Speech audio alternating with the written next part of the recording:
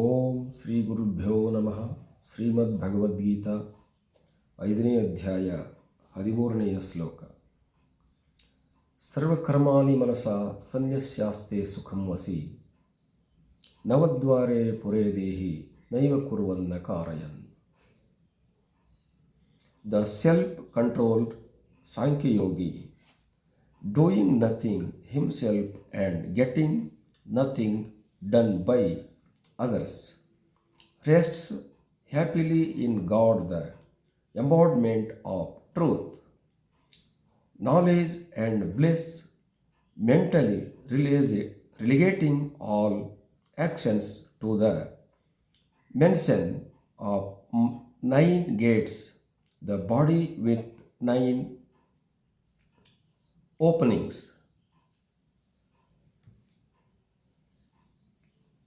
ಸರ್ವಕರ್ಮಗಳನ್ನು ಮನಸಾರೆ ತ್ಯಾಗ ಮಾಡಿರ್ತಾನೆ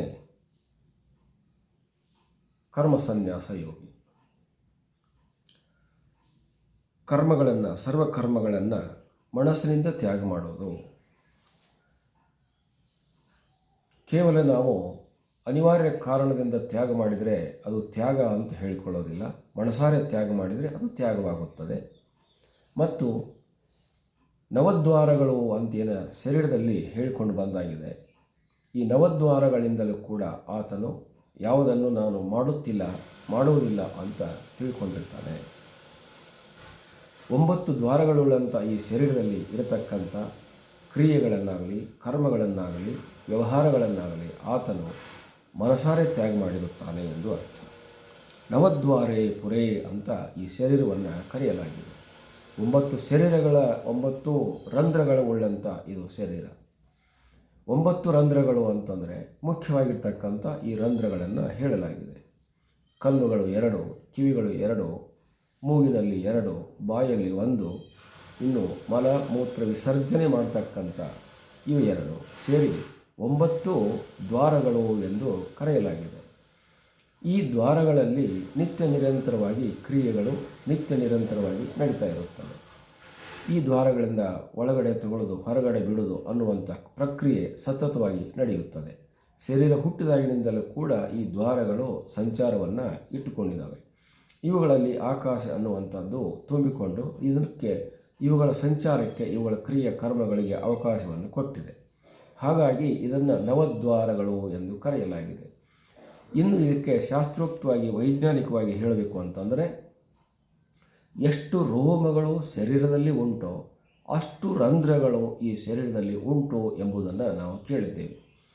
ಉಪನಿಷತ್ತುಗಳಲ್ಲಿ ಮೌದ್ಗಲ್ಯ ಉಪನಿಷತ್ತು ಅನ್ನುವಂಥ ಉಪನಿಷತ್ತುಗಳಲ್ಲಿ 8,000 ಕೋಟಿ ರಂಧ್ರಗಳು ಈ ಶರೀರದಲ್ಲಿ ಇವೆ ಎಂದು ಹೇಳಲಾಗಿದೆ. 8,000 ಕೋಟಿ ಕೂದಲುಗಳು ಪ್ರತಿಯೊಬ್ಬ ಶರೀರದಲ್ಲಿ ಇರುತ್ತವೆ ಅಂತ ಪರಿಗಣಿಸಲಾಗಿದೆ. ಹಾಗೆ ಎಷ್ಟು ರೋಮಗಳು ಉಂಟೋ ಅಷ್ಟು ರಂಧ್ರಗಳು ಈ ಶರೀರದಲ್ಲಿವೆ. ಆ ಎಲ್ಲ ರಂಧ್ರಗಳಿಂದ ಹೊರಗಡೆ ಹೋಗ್ತಕ್ಕಂಥ ಮತ್ತು ಹೊರಗಡೆಯಿಂದ ಒಳಗೆ ಬರ್ತಕ್ಕಂಥ ವ್ಯವಹಾರ, ಪ್ರತಿನಿತ್ಯ ಕ್ರಿಯೆ ನಡೀತಾ ಇರುತ್ತದೆ. ಅದು ಮನುಷ್ಯನಿಗೆ ಗೊತ್ತಿಲ್ಲ. ಇವನಿಗೆ 9 ರಂಧ್ರಗಳಿಂದ ಹೋಗುವಂಥದ್ದು ಬರುವಂಥದ್ದು ಮಾತ್ರ ಗೊತ್ತಾಗುತ್ತದೆ. ಹೀಗೆ ಅವುಗಳನ್ನು ಹೇಗೆ ಸಹಜವಾಗಿರ್ತಕ್ಕಂಥ ವ್ಯಕ್ತಿಯು ಅರ್ಥ ಮಾಡಿಕೊಳ್ಳೋದಿಲ್ಲವೋ ಹಾಗೆಯೇ ಜ್ಞಾನಿಯಾಗಿರ್ತಕ್ಕಂಥವನು, ಯೋಗಿಯಾಗಿರ್ತಕ್ಕಂಥವನು, ಕರ್ಮಯೋಗಿ ಆಗಿರ್ತಕ್ಕಂಥವನು, ಜ್ಞಾನಯೋಗಿ ಆಗಿರ್ತಕ್ಕಂಥವನು ಈ ಕ್ರಿಯಾ ಕರ್ಮಗಳು ನಿತ್ಯ ನಿರಂತರವಾಗಿ ಸತತವಾಗಿ ಯಾವಾಗಲೂ ಬಿಡದಲೇ ನಡೀತಕ್ಕಂಥವು. ಜನ್ಮಿಸಿದಾಗಿನಿಂದ ಪ್ರಾಣ ಹೋಗುವವರೆಗೇನೂ ಕೂಡ ಈ ಕರ್ಮಗಳು ನಡೆಯುತ್ತಿದ್ದರೂ ಕೂಡ ಆ ಕರ್ಮಗಳು ನನ್ನಿಂದ ಇಲ್ಲ, ಅವು ಸಹಜವಾಗಿ ನಡೀತಾ ಇದ್ದಾವೆ, ನಾನು ಅವುಗಳನ್ನು ಮಾಡ್ತಾ ಇಲ್ಲ, ಅವುಗಳು ತನ್ನ ಪ್ರಕ್ರಿಯೆಗಳನ್ನು ತಾವು ಸಕ್ರಿಯಗೊಳಿಸಿಕೊಂಡಿದ್ದಾವ, ಆದ್ದರಿಂದ ಅದರಲ್ಲಿ ನಾನು ಪಾತ್ರ ಇಲ್ಲ ಅನ್ನುವಂಥದ್ದನ್ನು ತಿಳ್ಕೊಂಡಿರ್ತಾನೆ. ಹಾಗಾಗಿ ಆತನು ಆ ರೀತಿ ತಿಳಿದುಕೊಂಡು ಕರ್ಮಗಳನ್ನು ಮಾಡುತ್ತಿರುವುದರಿಂದ ಆತನು ಮಾಡತಕ್ಕಂಥ ಯಾವ ಕರ್ಮಗಳ ಬಾಧೆಯಾಗಲಿ, ಲೋಪವಾಗಲಿ, ಲೇಪವಾಗಲಿ, ಸಂಬಂಧವಾಗಲಿ ಆತನಿಗೆ ಇರೋದಿಲ್ಲ. ಹಾಗಾಗಿ ಆ ಕರ್ಮಗಳ ಯಾವುದೊಂದು ಅಭ್ಯಾಸವು ತನಗೆ ಮತ್ತು ಕಲ್ಪನೆಯು ತನಗೆ ಇಲ್ಲದೇ ಇರುವುದರಿಂದ ಆತನು ನಿಷ್ಕ್ರಿಯನಾಗಿ ಇದ್ದಂತೆ ಇರುತ್ತಾನೆ. ಕರ್ಮವನ್ನು ಮಾಡಿದರೂ ಕೂಡ ತಾನು ಕರ್ಮ ಮಾಡಿಲ್ಲ ಅನ್ನುವ ಸ್ವರೂಪದಲ್ಲಿ ಆತನು ಇರುತ್ತಾನೆ. ತನಗೆ ಅರಿವಿಲ್ಲದಲೇ ಈ ಕರ್ಮಗಳು ಹೇಗೆ ನಡೆಯುತ್ತವೆಯೋ ಹಾಗೆ ಜ್ಞಾನಿಗೆ ಮಾಡಿರ್ತಕ್ಕಂಥ ಯಾವ ಕರ್ಮಗಳು ತನಗೆ ಸಂಬಂಧಪಡದಲೆ, ಅವುಗಳ ಲೋಪಗಳು, ಅವುಗಳ ಪಾಪಗಳು ಯಾವ ಸಂಬಂಧಪಡದಲೆ ಆತನು ಸುಖಿಯಾಗಿರುತ್ತಾನೆ ಅನ್ನುವಂಥ ಅಭಿಪ್ರಾಯವನ್ನು ಇಲ್ಲಿ ಹೇಳಲಾಗಿದೆ. ಹರಿ ಓಂ ತತ್ಸ.